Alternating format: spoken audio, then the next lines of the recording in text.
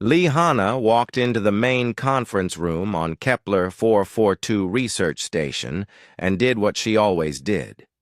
She found a seat near the emergency exit. The other crew members were already talking and laughing, but Hanna quietly moved to the back corner, where she could see the red exit sign glowing above the door. "There she goes again," whispered Park Jinwoo to Kim So-man. They watched as Hanna settled into her usual spot, her back to the wall and her eyes scanning the room. "Why does she always sit there?"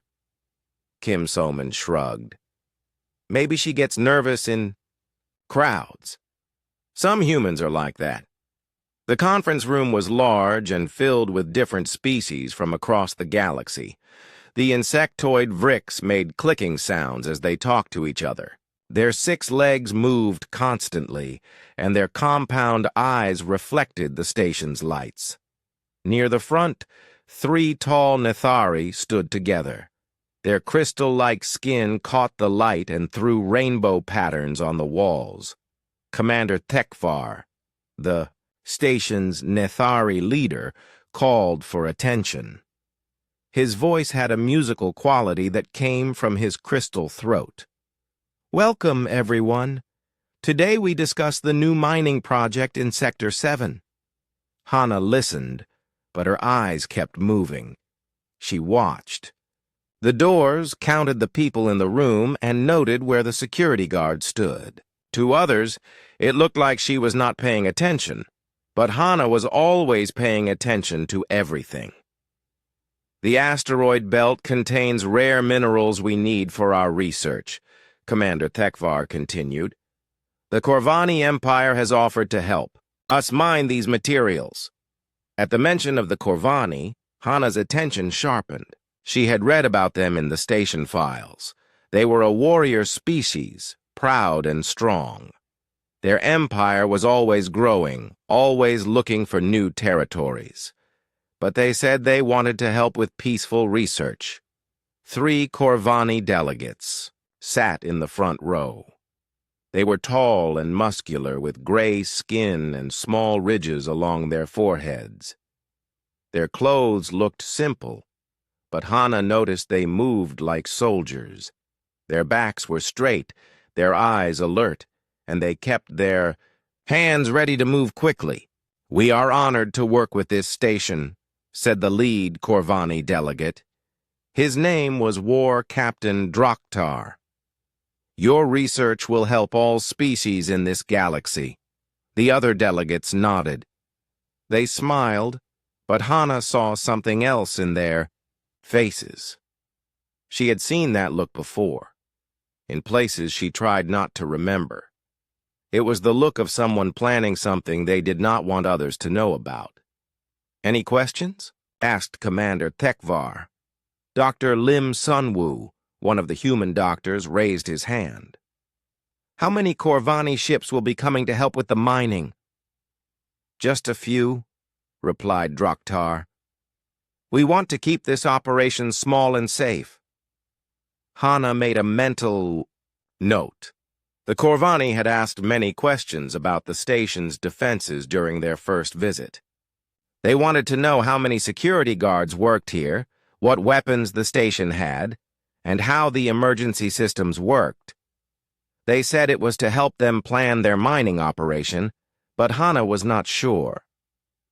The meeting continued for another hour. People talked about schedules and equipment and safety rules. Hanna listened to everything, but she also watched. She saw how the Corvani delegates looked around the room. She noticed that they paid special attention to the exits and the security guards. When the meeting ended, people started to leave. Hanna waited until most of them were gone before she stood up. This was another habit that made others wonder about her. She always left last, always made sure she knew who was still in the room. "Hanna, wait up," called Choi Dae-hyun, the station's security chief. He was a big man with kind eyes and a quick smile. "Want to get some coffee?" "Sure," Hanna replied. They walked together toward the station's cafe area. You look tense in there, Daehyun said. Everything okay? Hana thought about her answer. She could not explain the feeling in her stomach, the way her skin felt tight when she looked at the Corvani delegates. I'm fine, just tired.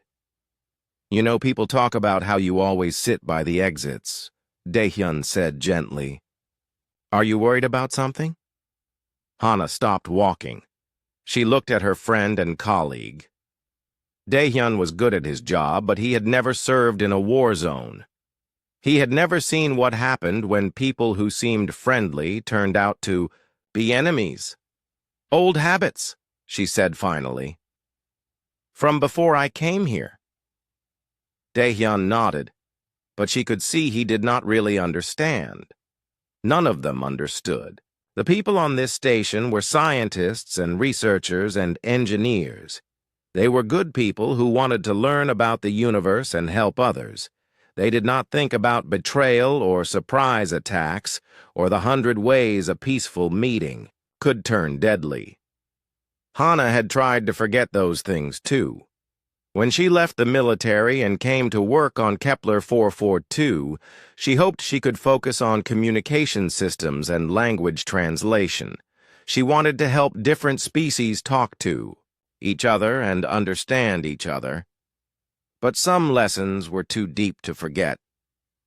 In the cafe, they sat at a small table near the main corridor. Hana chose a seat where she could see both entrances to the cafe. Daehyun ordered coffee for both of them. The Corvani seem nice enough, Daehyun said. A little serious, but their culture values honor and strength. I think the mining partnership will be good for everyone. Hana sipped her coffee and watched the corridor. Station personnel walked by, talking and laughing. She saw Dr. Yoon Minji heading to her lab with an armful of data tablets. Park Jin-woo and Kim Se-min were discussing some engineering problem. Everything looked normal and peaceful. How many Corvani personnel will be staying on the station? Hana asked. Not many. Maybe 10 or 12 to coordinate the mining operations. Why? Just curious.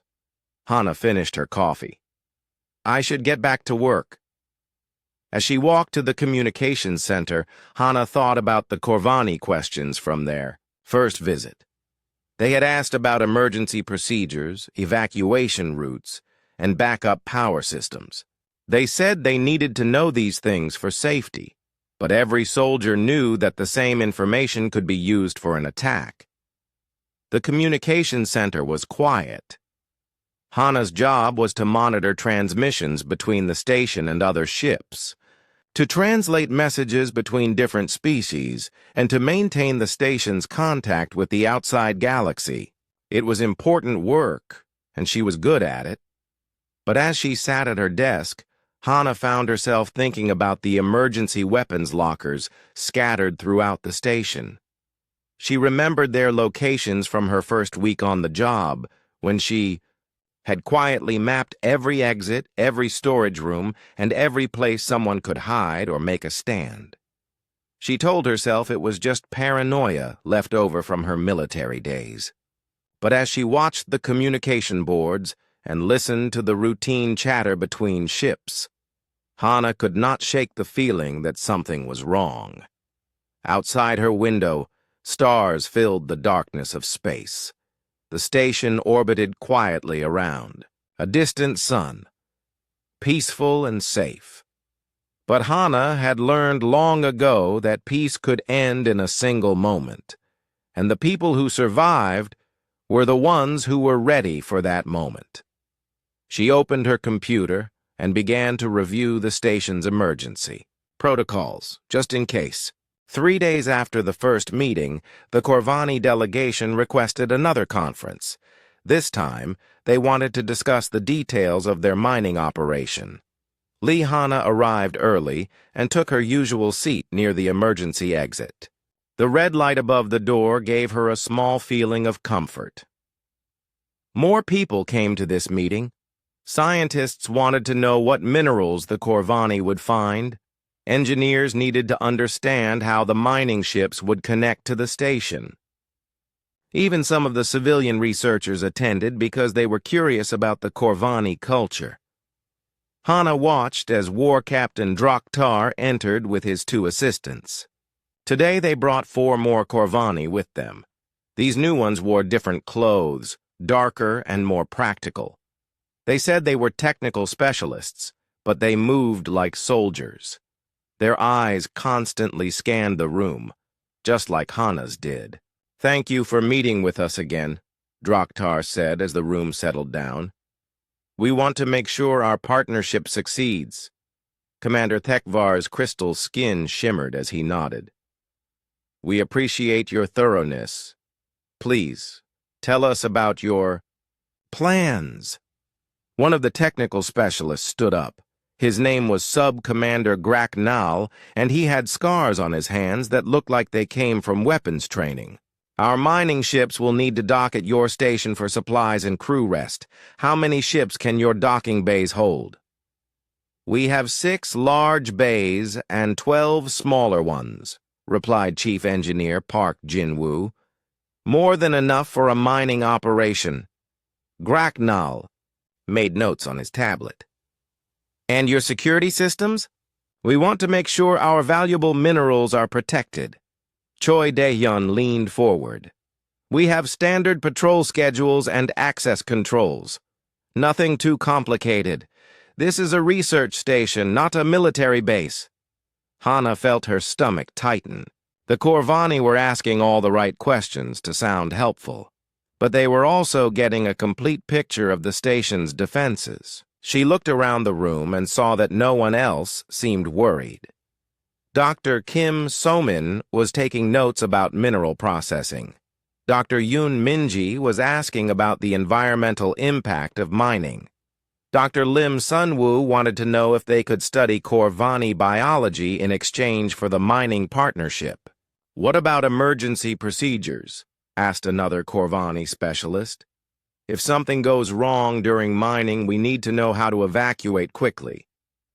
"Of course," said Commander Thekvar.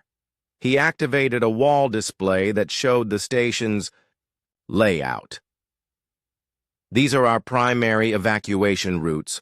All personnel gather at these assembly points, then proceed to the escape pods or shuttle bays." Hana memorized every detail on the display, but not for evacuation. She was thinking about how someone could block those routes or control those assembly points. The Corvani specialists were paying very close attention, too, and she saw one of them quietly recording the display with a small device.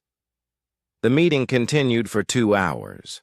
The Corvani asked about work schedules, shift changes, meal times, and maintenance routines. They said they needed to coordinate their mining activities with the station's daily operations, but Hana recognized intelligence gathering when she saw it. When the meeting ended, people began to leave in small groups. Hana waited, as always, until most of the room was empty. She watched the Corvani delegates as they talked quietly among themselves near the front of the room. Their language was hard to understand, but their body language was clear. They were planning something. "Hana, you coming to lunch?" asked Park Jinwoo. "In a minute," she replied. "I want to check something first." After everyone left, Hana stayed in the conference room alone. She walked to the front where the Corvani had been sitting and looked at the chairs and table. One of them had left behind a small piece of equipment. It looked like a standard data recorder, but when Hana picked it up, she saw it was still active. It had been recording the entire meeting, including the security information that Commander Thekvar had shared.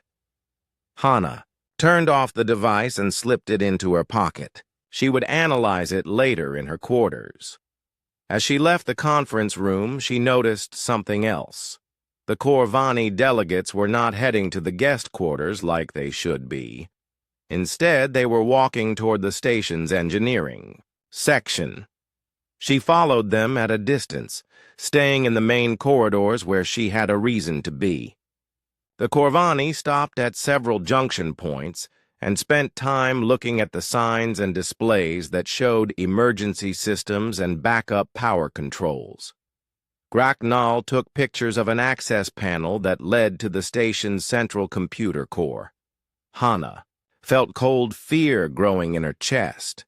These were not the actions of people planning a mining operation. These were the actions of people planning an attack. She wanted to report what she had seen, but she knew how it would sound. Everyone thought she was already too paranoid, too suspicious. If she told Commander Thekvar that their helpful partners were actually gathering intelligence for an invasion, he would think her military background had made her see enemies where none existed. Instead, Hana went to the communications center and began her own quiet investigation. She used her access to the station's communication systems to research the Corvani Empire's recent activities. What she found made her hands shake. In the past 6 months, 3 independent research stations had gone silent in Corvani space. The Empire claimed they had been destroyed by pirates or equipment failures, but there were no distress calls and no debris found. Each station had been studying valuable resources, just like Kepler 442. Hana dug deeper into the classified files that her communication clearance allowed her to access. She found reports of unusual Corvani fleet movements near those lost stations. Ships that were supposed to be on patrol had instead been gathered in strike formations. Her computer chimed with an incoming message. It was from her old military commander, General Torres, who now worked for Intelligence Command. The message was brief. Hana, hope you are well. Heard Corvani delegation visiting your station. Be careful. Some of their recent diplomatic missions have had unusual outcomes. Stay alert. The message had been sent through encrypted channels, which meant Torres was worried enough to use official military communication. Hana deleted the message after memorizing it, but the warning confirmed her fears. That evening, Hana attended the welcome dinner for the Corvani delegation. The station's mess hall had been decorated with flags from different species, and the kitchen staff had prepared foods from many worlds. It should have been a happy celebration of cooperation between different cultures. Hana sat at a table near the emergency exit, as usual. She had changed into civilian clothes, but she wore a jacket with many pockets. Hidden in those pockets were a few small tools that could be useful in an emergency. Nothing that would be noticed in a casual search, but things that could help her if the situation went bad. You look nice tonight, said Dr. Yoon Minji, sitting down next to her. I like your jacket. Thank you, Hana replied. She watched as the Corvani delegates moved through the crowd, talking to different people and asking questions. They were charming and friendly, interested in everyone's work and background. War Captain Draktar approached their table. Mind if I join you? I would like to learn more about human culture. Please, sit down, said Dr. Yoon Minji. She was a xenobiologist who loved meeting new species. Draktar sat across from Hana and smiled. I understand you work in communications. That must be interesting work, coordinating between so many different languages and cultures. It has its challenges, Hana said carefully. I imagine you know a lot about the station's systems, communication networks, emergency broadcasts, that sort of thing. Hana met his eyes. There was something calculating in his expression, like a predator studying its prey. I know enough to do my job. Of course. We Corvani respect competence and preparedness. I notice you always sit near the exits. A wise precaution. The comment sent a chill down Hana's spine.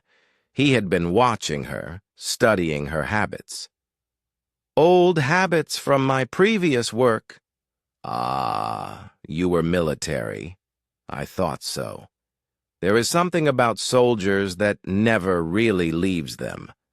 The way they sit, the way they watch, the way they prepare for trouble even in peaceful times. Dr. Yoon Minji looked confused by the conversation, but Hana understood exactly what was happening. Draktar was letting her know that he knew who she was and what she had been. It was a subtle threat, or maybe a test. Preparation is rarely wasted, Hana said quietly. Draktar smiled wider. Indeed, I think we understand each other, Lee Hana. As the evening continued, Hana realized that tomorrow would bring either the beginning of a successful partnership or the start of something much more dangerous.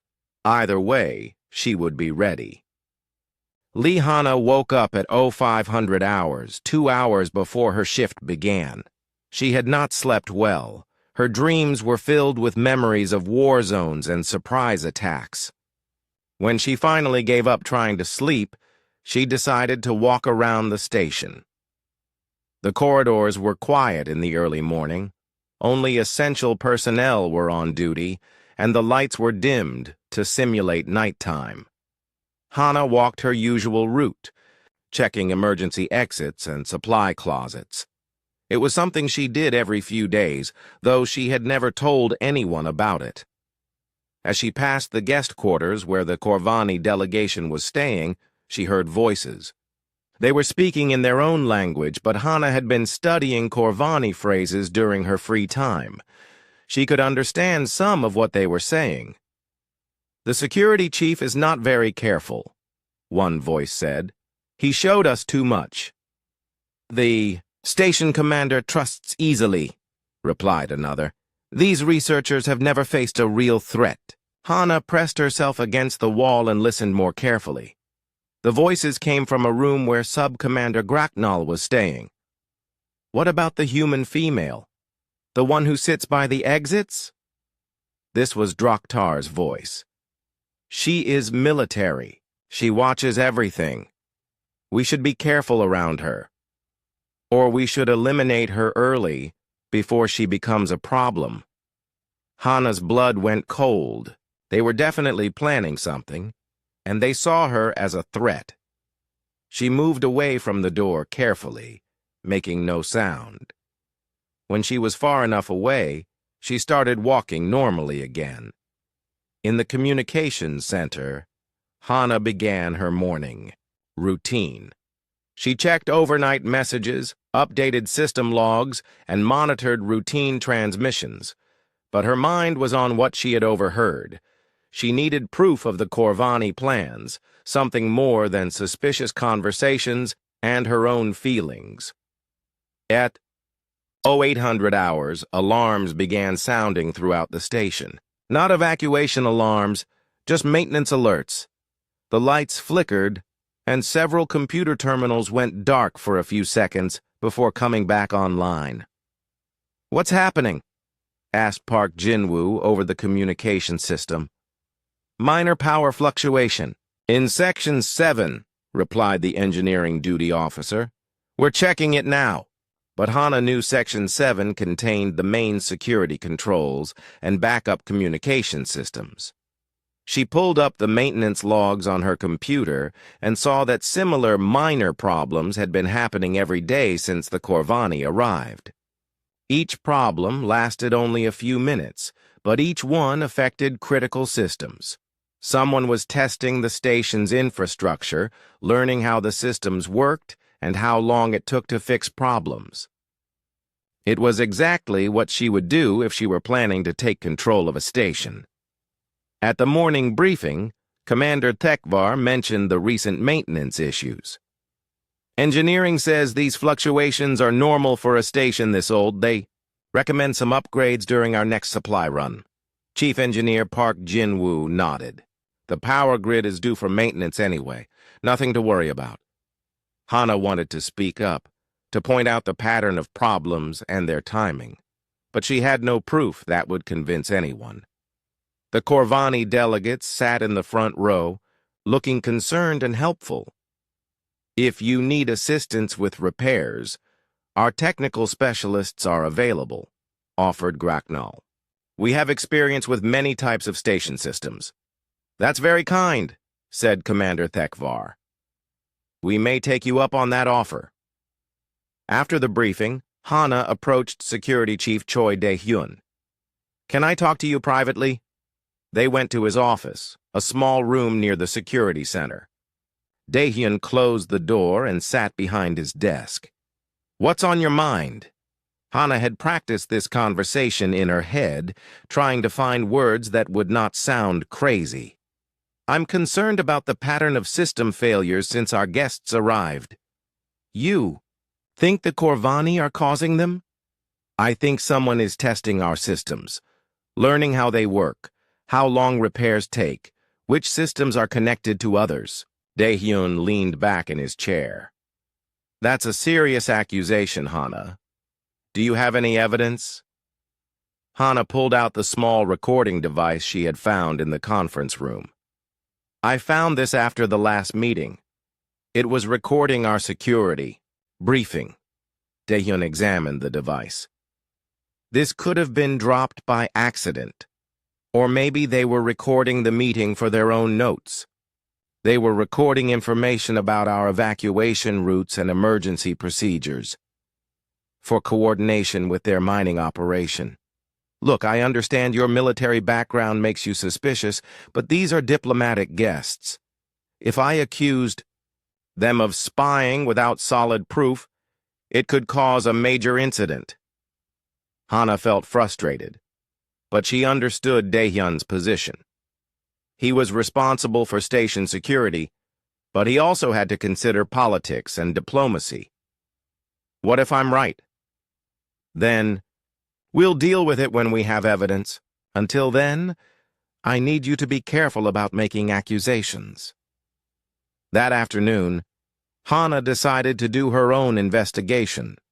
During her lunch break, she visited the parts of the station where the Corvani had been asking questions. She checked the security cameras and access logs, looking for any sign that someone had been where they should not be. In the engineering section, she found scuff marks on a maintenance panel that had not been there a week ago. The panel controlled backup power for the security systems. The access log showed that no station personnel had opened it recently, but someone with the right tools could have bypassed the electronic lock. Near the central computer core, she discovered that a ventilation grate had been moved slightly. It was not obvious unless you looked carefully, but Hana had been trained to notice small details. The grate provided access to the main data lines that connected different parts of the station. Each discovery was small by itself, but together they painted a picture of systematic intelligence gathering. Someone was preparing to take control of the station's critical systems. That evening, there was another cultural exchange event. This time, different species were sharing their traditional games and sports. The Vrix demonstrated a complex strategy game played with colored stones. The Nethari created beautiful light patterns that told stories from their homeworld. Hana attended, but she positioned herself where she could watch the Corvani delegation. They participated in the activities, but she noticed that they always managed to end up near important areas of the station. During the Vrix game demonstration, Gracnall stood next to a wall panel that controlled atmospheric systems. While watching the Nethari light show, another Corvani specialist positioned himself near an emergency communication terminal. Dr. Lim Sunwoo approached Hana during a break between demonstrations. "You look tense tonight. Everything okay?" "Just thinking about work," Hana replied. "You know, people are starting to talk about your behavior. Some think you don't trust our guests." Hana looked at the doctor. He was a good man, but like most of the station personnel, he saw the best in people. "What do you think?" I think your military experience has made you cautious. That's not necessarily bad, but maybe you could try to relax a little. These cultural exchanges are supposed to be fun. As if to prove his point, War Captain Draktar approached them. Dr. Lim, Ms. Lee, are you enjoying the evening? Very much, said Dr. Lim. Your people's combat demonstrations were impressive. We believe in maintaining our physical abilities even during peaceful missions, Draktar replied. His eyes focused on Hana. Ms. Lee, you seem subdued tonight. I hope our presence has not made you uncomfortable. It was another test, another way of letting her know that he was watching her. Not at all. I'm just tired. Perhaps you should rest more. Long shifts can be exhausting, and stress can make people see problems where none exist. The comment was polite on the surface, but Hana heard the threat underneath. Draktar was warning her to stop investigating, to stop asking questions. I'll keep that in mind, she said. Later that night, alone in her quarters, Hana sat at her personal computer and compiled everything she had observed. The pattern of system failures, the intelligence gathering, the threatening conversations she had overheard. She wrote it all down in a detailed report. But as she looked at the words on her screen, she realized how thin the evidence was. Everything could be explained as coincidence or misunderstanding. No one would believe her without harder proof. She saved the file in an encrypted folder and began to plan.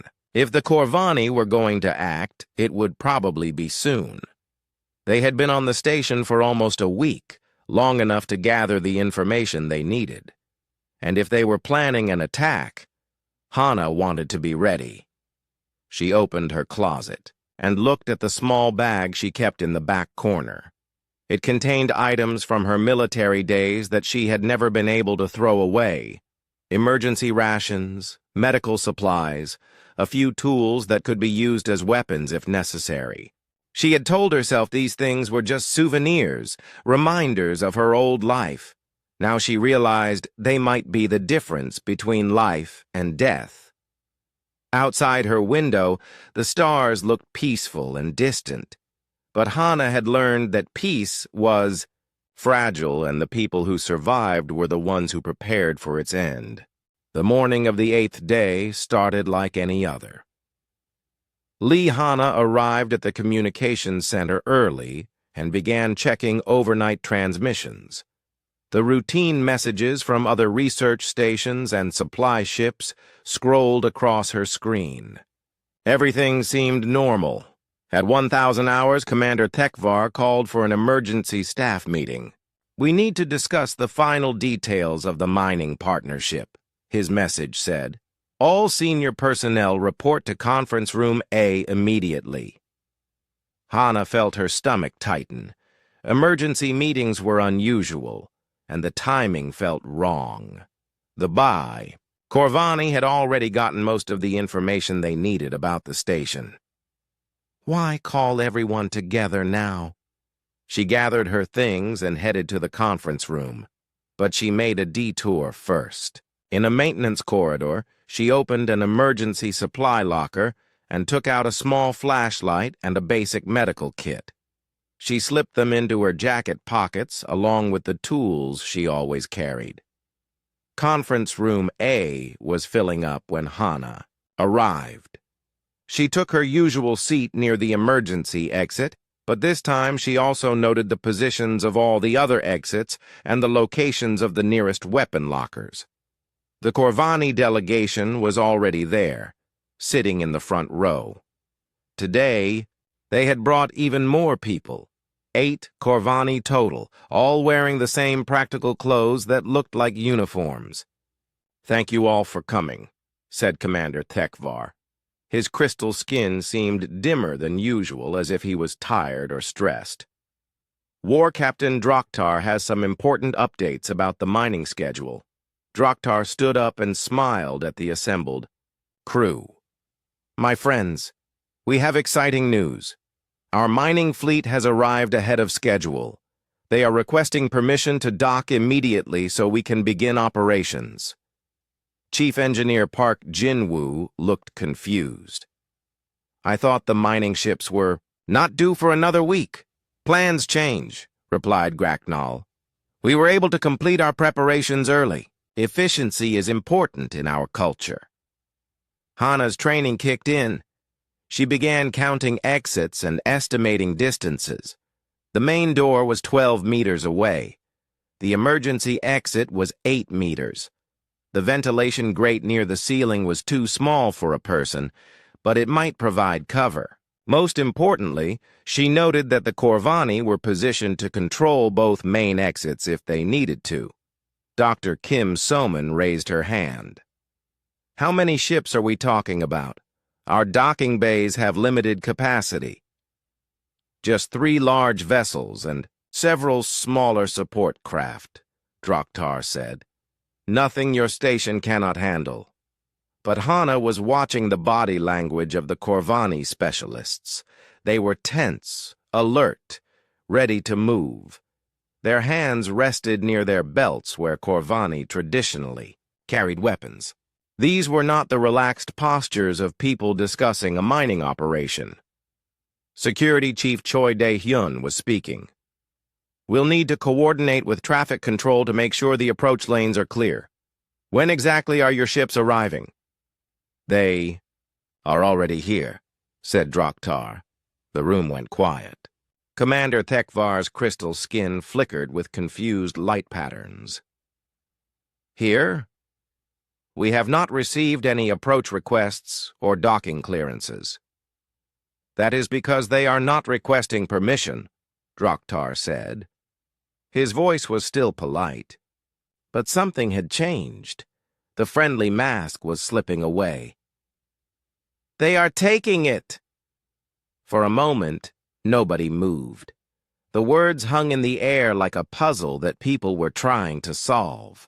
Then Bracknell and the other Corvani specialists stood up smoothly, their hands moving to hidden weapons. Ladies and gentlemen, Draktar announced, this station is now under the protection of the Corvani Empire. The room exploded into chaos. Dr. Yoon Minji screamed. Park Jin-woo jumped to his feet and demanded to know what was happening. Commander Thekvar's crystal skin flashed with angry red patterns as he reached for his communication device. But Hana was already moving. While everyone else was still processing what Draktar had said, Hana was sliding out of her chair and toward the emergency exit. Her military training had taught her to recognize the moment when talking stopped and fighting began. That moment was now. The emergency exit was locked, but Hana had one of her small tools ready. As alarms began blaring throughout, "The station!" She worked quickly to override the lock. Behind her, she could hear Bracknell shouting orders in Corvani and the sound of people being forced to the ground. "Nobody moves!" Draktar's voice cut through the noise. "This station is now under military occupation. Comply with our instructions, and no one will be hurt." Hana got the emergency exit open just as one of the Corvani specialists noticed her absence. "The human female is gone!" he shouted. She slipped through the door and into the corridor beyond. Emergency lights were flashing red, and the evacuation alarm was sounding. But this was not a drill or an accident. This was an invasion. Hana ran down the corridor toward the nearest weapons locker. Her mind was clear and focused now, the way it had been during her worst days in the military. All the months of worry and preparation had led to this moment. The weapons locker was in a maintenance area 2 levels down. As Hana climbed through a service ladder shaft, she could hear boots running in the main corridors. The Corvani were spreading through the station, taking control of key areas. She reached the weapons locker and used her security codes to open it. Inside were basic defensive weapons, energy pistols, riot shields, and emergency armor. Hana grabbed 2 pistols and a set of armor plates that she could wear under her jacket. Her communication device buzzed with an incoming message. It was from Security Chief Dae-hyun, but the voice that spoke was not his. "Attention all station personnel," said Grakanal. "You are now under Corvani military authority. Report to your quarters immediately and await further instructions. Any resistance will be met with force." Hana turned off the communication device. She would not be reporting to her quarters. Instead, she began moving through the maintenance corridors toward the central computer core. If the Corvani were smart, they would try to take control of the station's systems early. That meant they would need access to the main computer, and that was something Hana could not let happen. As she crawled through a ventilation shaft, Hana thought about all the times her colleagues had wondered why she sat near exits, why she seemed paranoid, why she could not just relax and enjoy the peaceful life of a research station. Now they knew. The ventilation shaft opened into a storage room near the computer core. Hana could hear voices from the main corridor, Corvani soldiers talking about security overrides and system access. They were already trying to break into GI, the central computer. Hana checked her weapons and took a deep breath. Her months of watching and planning were about to pay off. She knew this station better than the invaders did. She knew where the backup systems were hidden, which corridors could be defended, and how to turn the station's own equipment into weapons. The Corvani had made one critical mistake. They had assumed that a communications officer who sat near exits was just a nervous human with old military habits. They had not realized that those habits had kept her alive through 3 different wars, and that she had been unconsciously preparing for this moment since the day she arrived on Kepler 442. War Captain Draktar wanted to take her station and her friends. But Lee Hana had not survived this long by giving up without a fight. The real battle was about to begin. Lee Hana crouched in the storage room and listened to the Corvani soldiers trying to break into the computer core. They were using standard military procedures, but they did not understand the station's unique systems. That gave her an advantage. She activated her emergency communicator and switched to a frequency that most people did not know about. It was an old military channel that she had programmed into the station's system during her first week. "This is Hana to any friendly forces," she whispered. "Station is under attack. Corvani invasion in progress.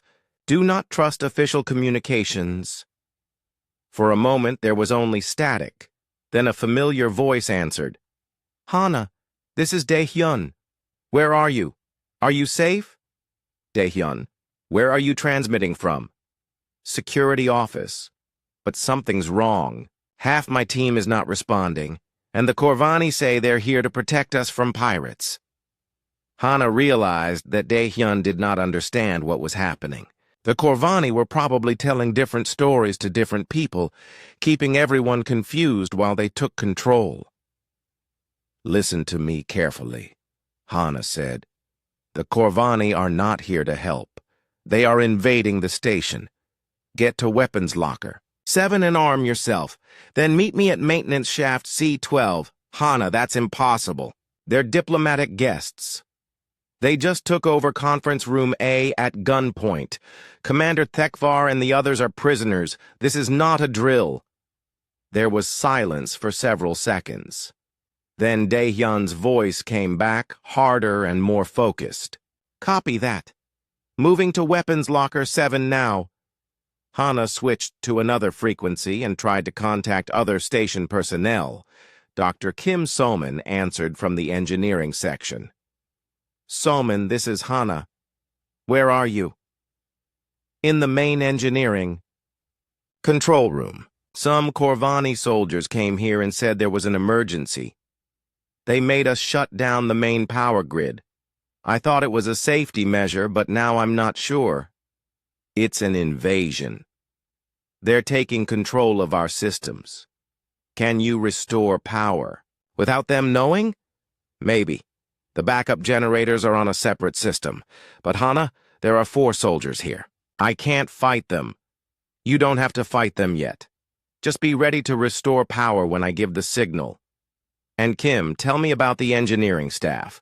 Who else is there? Park Jin-woo is in Section C, working on the environmental systems. Dr. Lim Sun-woo is in the medical bay. I don't know about the others. Hana was building a picture of the situation.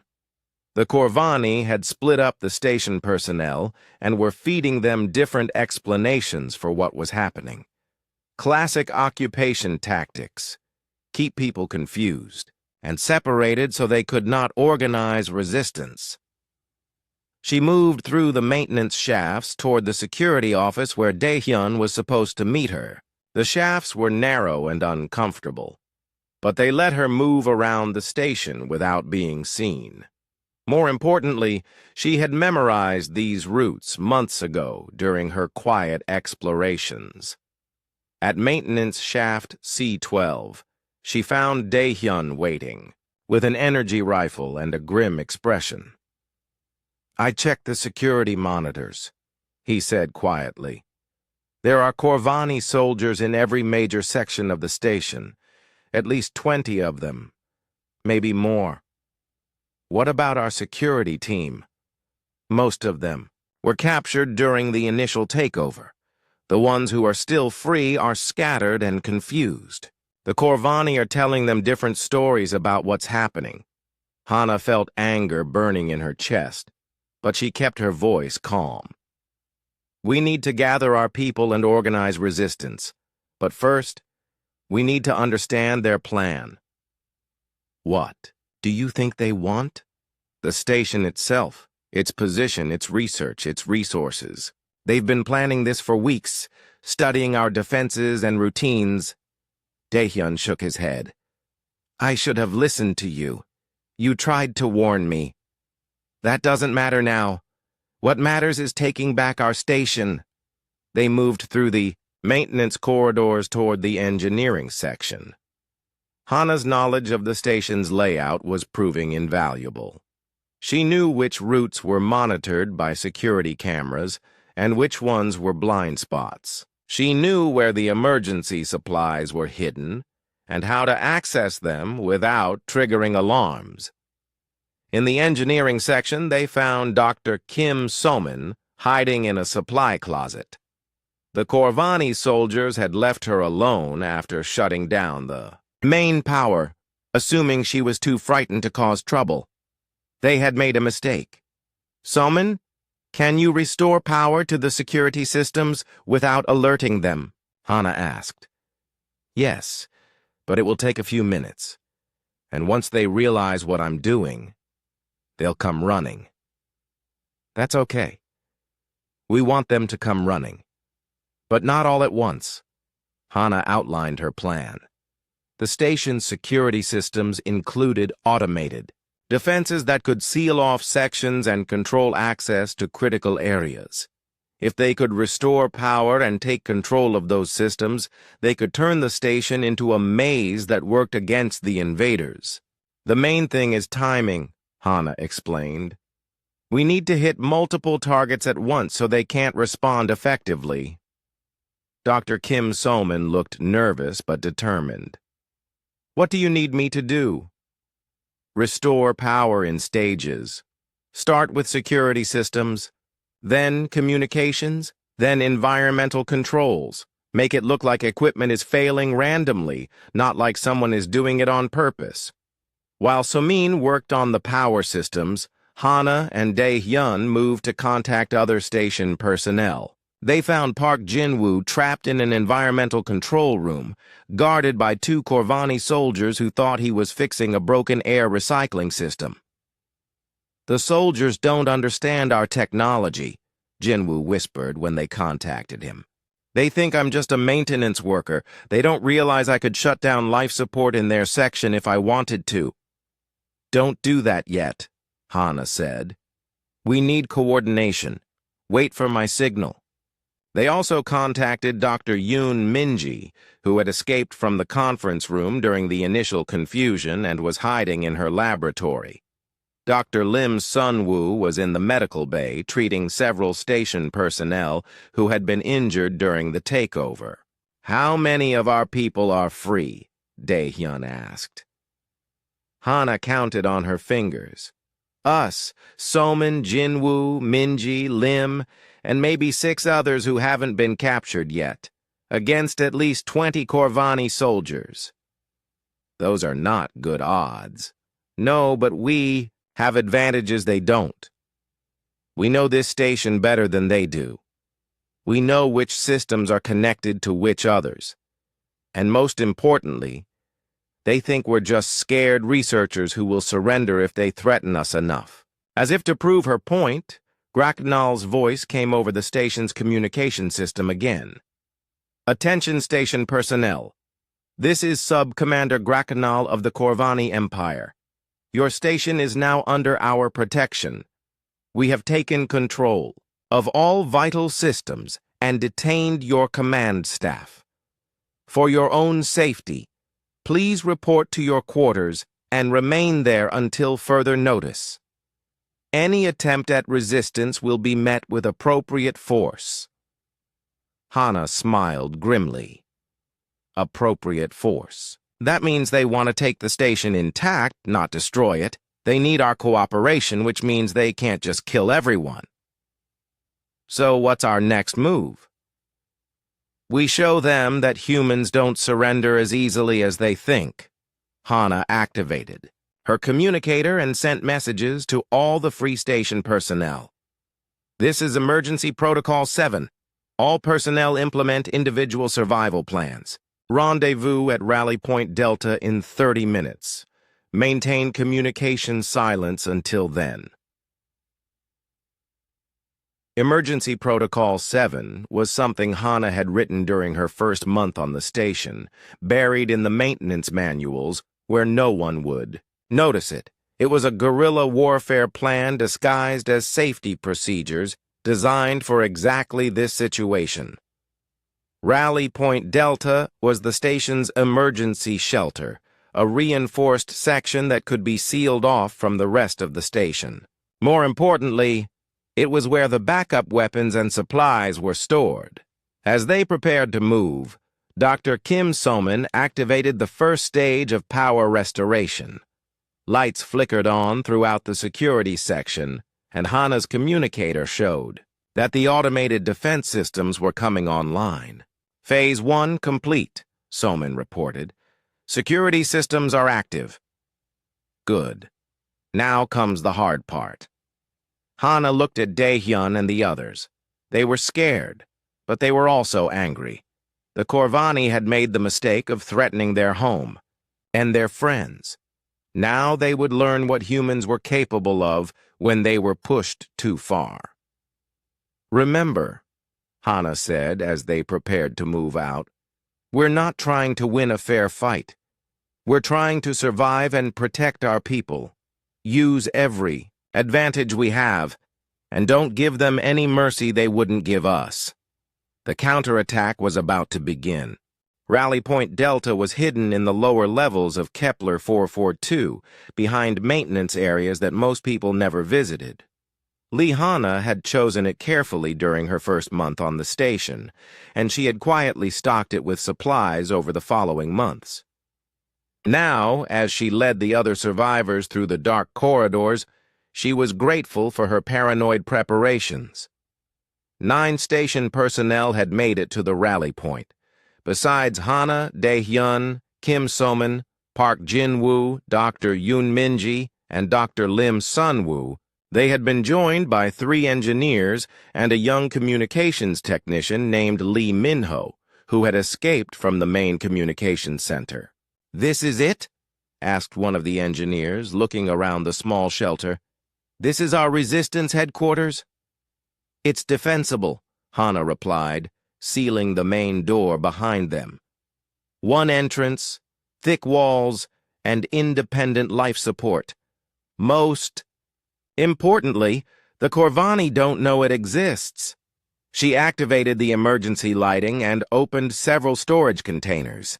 Inside were weapons, medical supplies, food rations, and communication equipment. Everything they would need for an extended fight. "When did you put all this here?" asked Dr. Yoon Minji. "Over the past few months. I thought it was just leftover paranoia from my military days." Hana handed out weapons and armor. Turns out paranoia is another word for preparation. Security Chief Dae-hyun studied the tactical display that Hana activated on the wall. It showed the station's layout and the positions of the Corvani forces based on security camera feeds that were still working. "They've taken control of the main command center, the docking bays, and most of the residential areas," he reported. "But they're spread thin. 24 soldiers trying to control a station designed for 300 people. What about our people?" asked Dr. Lim Sun-woo. "Most are being held in the main conference areas. Commander Thekvar and the senior staff are in Conference Room A under heavy guard. The others are in the mess hall and recreation areas." Park Jin-woo was studying the engineering displays. "They've taken control of main power, but they don't understand our backup systems. I can still access environmental controls from here. And I can reach the secondary communication arrays," added Lee Min-ho. "The Corvani are monitoring the main channels, but they don't know about the emergency frequencies." Hana felt a spark of hope. Her planning was paying off, but more importantly, her colleagues were proving to be more resourceful than the Corvani had expected. "Here's what we're going to do," she said, activating a tactical planning display. "The Corvani think they've won because they control the obvious targets. But this station has redundant systems and hidden access points that they don't know about. We're going to use those against them." She outlined a three-phase plan. First, they would disrupt the Corvani control of station systems by accessing backup networks and hidden override controls. Second, they would rescue the captured personnel in small groups, using the station's maintenance areas to move unseen. Third, they would take back critical areas like the command center and communications hub. "The key is that we don't fight fair," Hana emphasized. "We use every advantage we have. We know this station better than they do. We understand how the systems work, and we're fighting for our home." Dr. Kim So-man was already working on the engineering. "Controls. I can start causing problems for them right away. Random power failures, atmospheric fluctuations, temperature changes. Make them think the station is malfunctioning. Do it, but make it look natural, not like sabotage." Park Jin-woo joined So-man at the engineering station. "I can also redirect their communications, make their radio calls get routed to the wrong places, cause delays and confusion." "What about weapons?" asked Dae-hyun. "They're better armed than we are," Hana smiled. "They brought standard military equipment for fighting other soldiers. But this is a research station. We have tools they've never seen before." She led them to another storage area and showed them her collection of improvised weapons. Mining, lasers that could cut through armor, industrial foam dispensers that could trap enemies, magnetic field generators that could disrupt electronic equipment. "You've been planning this for months," said Dr. Yoon Minji with a mixture of admiration and concern. "I've been preparing for the worst case," Hana corrected. "I hoped I was wrong, but I planned like I was right." They spent the next hour preparing for their first mission. The goal was to rescue a group of station personnel being held in Recreation Area C, then use the confusion to take control of a secondary communication array. Hana divided them into 3 teams. She would lead the rescue team with Dae-hyun and 2 engineers. Dr. Yoon Minji and Park Jin-woo would create distractions by causing system malfunctions throughout the station. Dr. Kim So-man and Lee Min-ho would coordinate from Rally Point Delta, maintaining communication and monitoring Corvani movements. "Remember," Hana said as they prepared to move out, "the Corvani expect us to either surrender or fight like conventional soldiers. We're going to do neither. We're going to fight like humans." The first phase began when Kim So-min activated her sabotage program. Throughout the station, lights began flickering randomly. Air recycling systems produced strange noises. Gravity generators created small fluctuations that made people feel dizzy. From their monitoring station, they watched as Corvani soldiers began responding to the malfunctions. The invaders split up their forces, sending teams to investigate problems that were not really problems. "They're taking the bait," reported Lee Min-ho. 6 soldiers just left the recreation area to check on a power failure in Section J. That left only 2 guards watching the captured personnel in Recreation Area C. Hana and her team moved through the maintenance shafts toward their target, using routes that the Corvani had not even discovered. They emerged from a ventilation grate directly above the recreation area.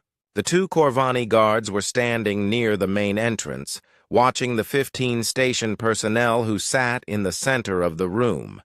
Hana used hand signals to coordinate the attack. On her count, they dropped through the ceiling grate. The guards were so surprised that they barely had time to raise their weapons before they were stunned by energy blasts. "Everyone stay calm," Hana announced to the rescued personnel. "We're taking back our station." Among the rescued people was Dr. Anna Volkov, the station's head of xenobiology, and Chief Maintenance Officer Chen Wei.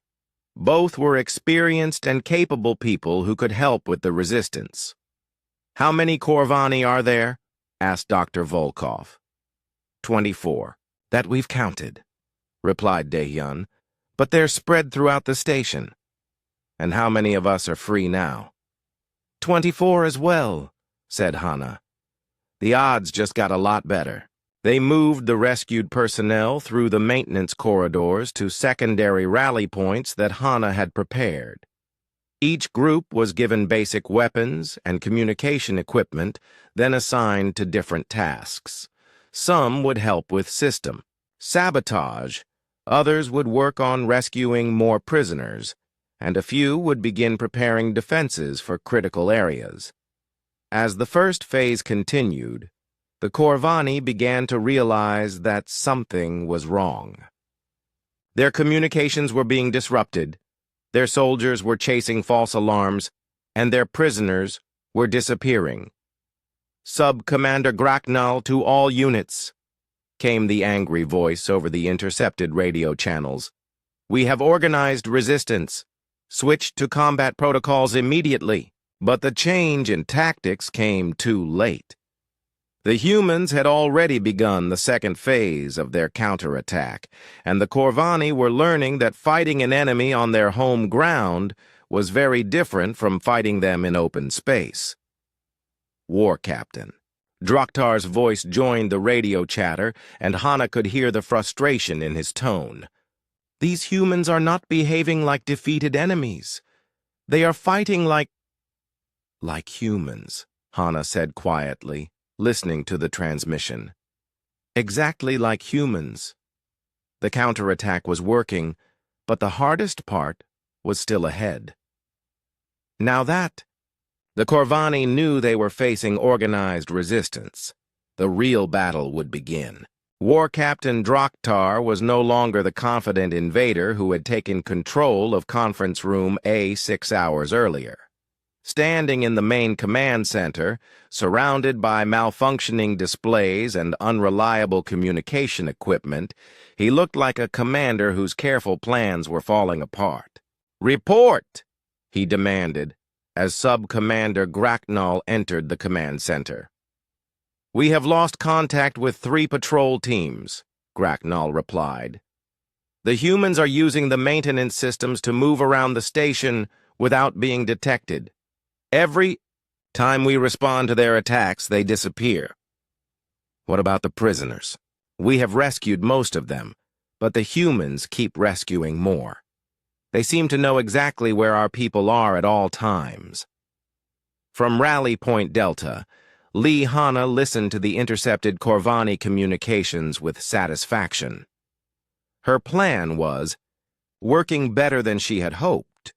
The invaders were learning that controlling a space station was very different from conquering a planet or winning a ship battle. Status report, she requested from her team leaders. Dr. Kim So-min answered first.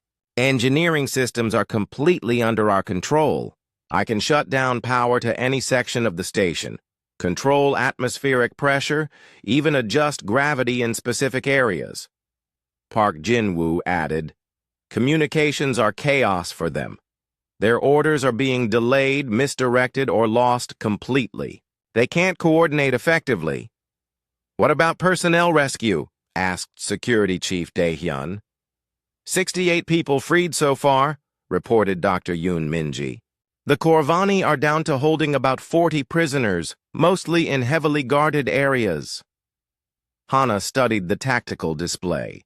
The Corvani still controlled the main command center, the primary docking bays, and Conference Room A, where Commander Thekvar and the senior staff were being held. But they had lost control of most other areas of the station. It's time for Phase 3, she announced. We take back the command center. The command center was the most heavily defended Corvani position with 8 soldiers and multiple defensive barriers. But Hanna had been studying the room's layout for months, and she knew its weaknesses. The main entrance is too well defended, she explained to her assault team. But there are 3 other ways into that room that the Corvani don't know about. She activated a detailed schematic of the command center. There's a maintenance shaft that opens into the floor behind the main console, an emergency access panel hidden in the wall near the secondary displays, and an old freight elevator that connects directly to the storage area above the command center. Dr. Anna Volkov, who had joined the assault planning, looked at the schematic with admiration. You've memorized every access point on this station. It's my job to know how communication systems connect to everything else, Hanna replied. I just took it a little further than most people. The assault team consisted of 12 people, divided into 4 groups. Hanna would lead 3 volunteers through the maintenance shaft. Dae-hyun would take 3 more through the emergency access panel. Dr. Volkov would coordinate the 3rd group using the freight elevator. The 4th group, led by Park Jin-woo, would create a diversion at the main entrance. As they prepared to move out, Lee Min-ho reported from the monitoring station. The Corvani are pulling soldiers from other areas to reinforce the command center. Looks like they know something big is coming. Good, said Hanna. That means fewer guards at the other prisoner locations. The assault began with Kim So-min shutting down power to the entire command center. Emergency lighting kicked in, casting red shadows throughout the room. The Corvani soldiers immediately assumed defensive positions, expecting an attack from the main corridor. Instead, they found themselves under assault from 3 directions at once. Hanna and her team emerged from the floor behind the main control console, using mining lasers to cut through the metal grating. The bright energy beams forced the nearest Corvani soldiers to take cover, giving Hanna's team time to establish firing positions. At the same moment, Dae-hyun's group burst through the hidden wall panel, catching 2 soldiers completely by surprise. Their energy weapons stunned the Corvani before they could react. From above, Dr. Volkov's team dropped through the freight elevator opening, using industrial foam dispensers to trap 3 more soldiers against the walls. The remaining Corvani soldiers tried to coordinate a defense. But Park Jin-woo's diversion team chose that moment to attack the main entrance with improvised explosive devices made from laboratory chemicals. The explosions did not breach the door, but they added to the chaos and confusion. Surrender now and you will not be harmed, Hana called out in the Corvani language. The remaining soldiers looked around at their trapped comrades and the humans who had appeared from impossible directions. After a moment of hesitation, they lowered their weapons. The command center is ours, Hana reported to all teams. Begin Phase 4. Phase 4 was the final push to rescue the remaining prisoners and capture the Corvani leadership. With the command center under human control, Hana could monitor the entire station and coordinate multiple operations simultaneously. Draktar is in Conference Room A with 6 soldiers and our senior staff, reported Dr. Lim Sunwoo, who was now monitoring the security cameras. Graknal is in the main docking bay with the remaining prisoners and 4 guards. 2 simultaneous strikes, decided Hana. I'll take Conference Room A. Daehyun, you handle the docking bay. The assault on Conference Room A was the most personal for Hana. This was where the invasion had begun, where Draktar had revealed his true intentions and taken her friends prisoner. She had been planning this moment since she escaped through the emergency exit 6 hours earlier. She led her team through the same maintenance corridors she had used during her reconnaissance missions. But this time, instead of gathering intelligence, she was coming to settle accounts. The attack began with Kim So-min turning off all power to Conference Room A, plunging it into complete darkness. Then Hana and her team used their knowledge of the room's layout to position themselves precisely. When the emergency lighting activated 30 seconds later, the Corvani soldiers found themselves surrounded by humans who seemed to have materialized from nowhere. More importantly, every human weapon was pointed directly at War Captain Draktar. "It's over," Hana announced. "Your soldiers are defeated, your ships are surrounded by our defense platforms, and your invasion has failed." Draktar looked around.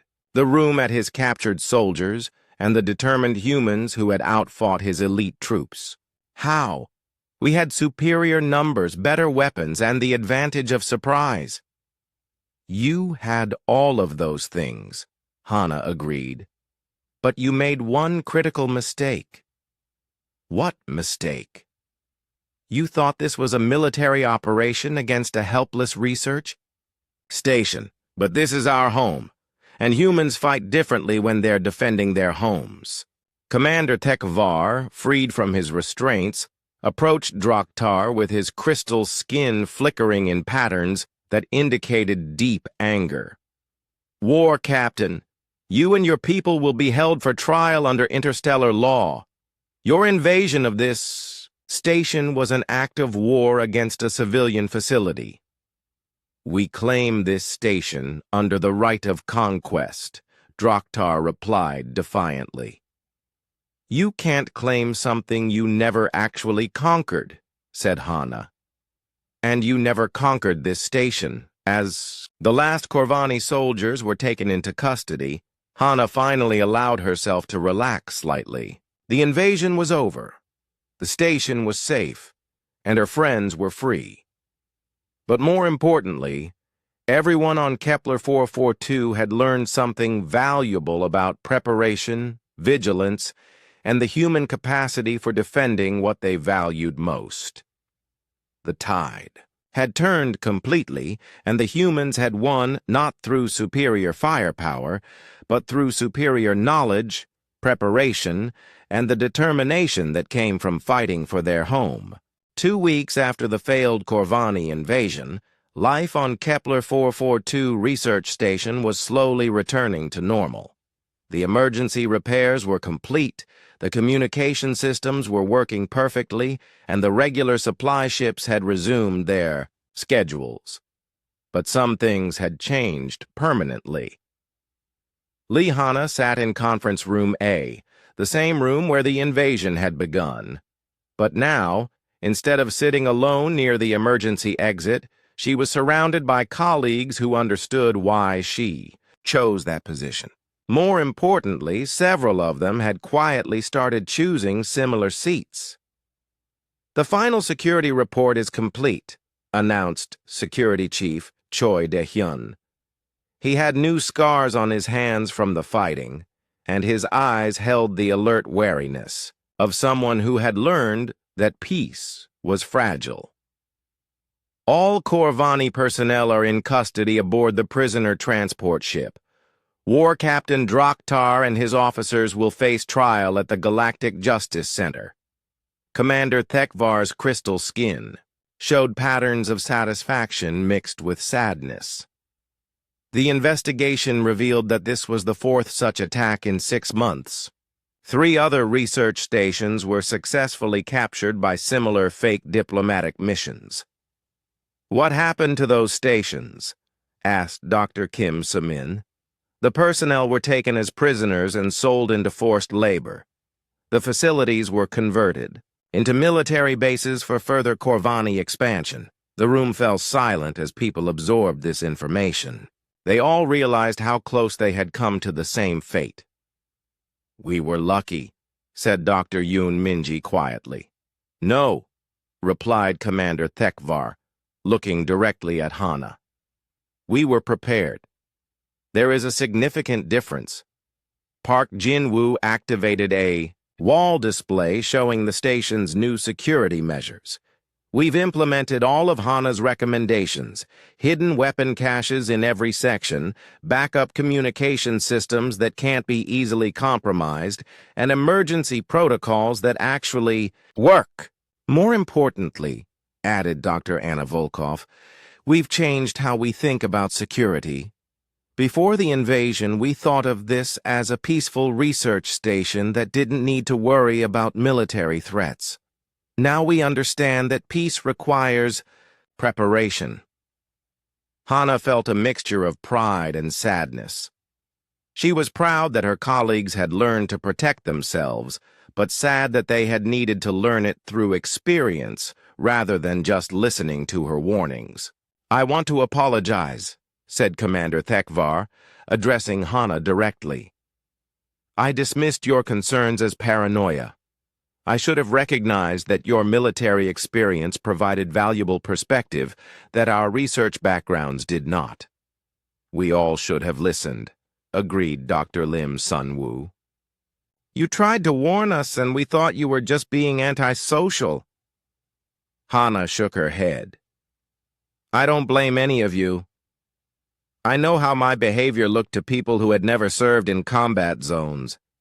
The important thing is that we all survived and learned from the experience." Chief Engineer Park Jin-woo raised his hand. "I have a question. How did you know the invasion was coming? I mean, specifically that morning. You were already moving toward the emergency exit before Draktar revealed his intentions." Hana thought about how to explain the subtle signs that had warned her. It was a combination of small things. The way the Corvani positioned themselves near the exits, the tension in their body language, the fact that they had brought more people than necessary for a simple mining discussion. Most importantly, I had been watching them for days, and their behavior that morning was different. "Different how?" asked Dr. Yoon Minji. "They were more alert, more focused. They kept checking the time and looking at each other in ways that suggested they were waiting for something. And when Draktar started talking about their ships arriving early, I knew something was wrong. Ships don't just arrive early without advance communication." Lee Minho, the young communications technician who had helped coordinate the resistance, spoke up. "The thing that surprised me most was how fast you moved from suspicion to action. Most people would have waited to see what happened next. That's the difference between civilian thinking and military thinking," Hana explained.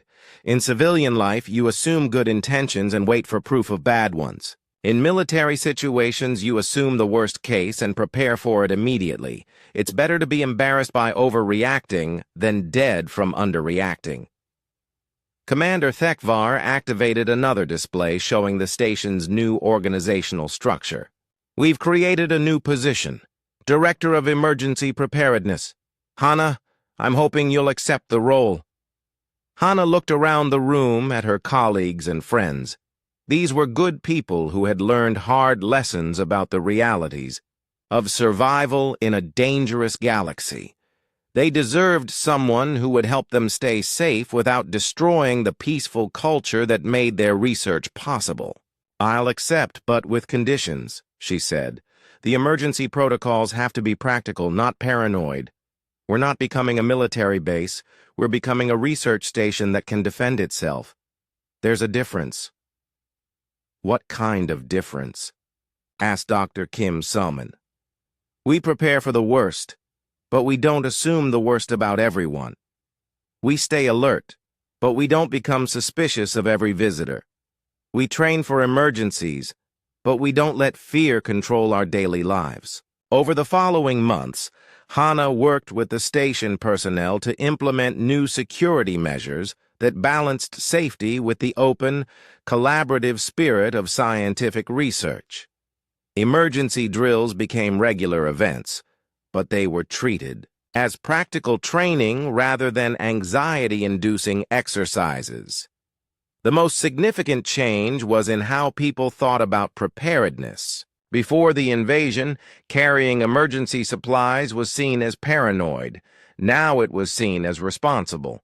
Before, knowing evacuation routes was considered unnecessary. Now it was considered basic competence. The alien crew members learned as much as the humans.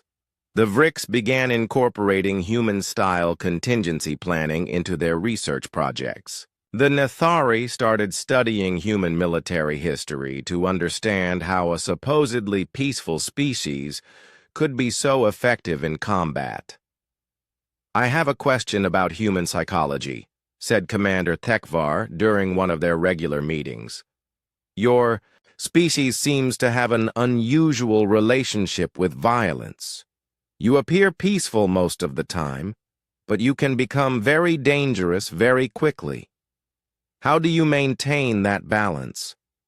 Hana considered the question carefully.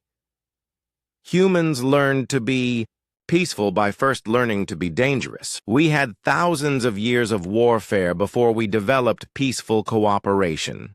That history taught us that peace is precious because we know exactly what its absence costs. So your preparedness for violence is actually what allows you to avoid it?"